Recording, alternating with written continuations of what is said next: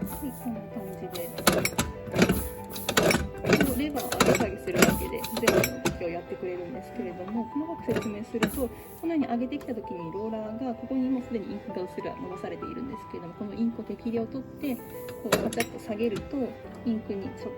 自動でインクをつけてくれる。でこれをだいたいここでは4回ぐらいこれを繰り返すとここにインクがちょうどいい量が乗りますので、そしたら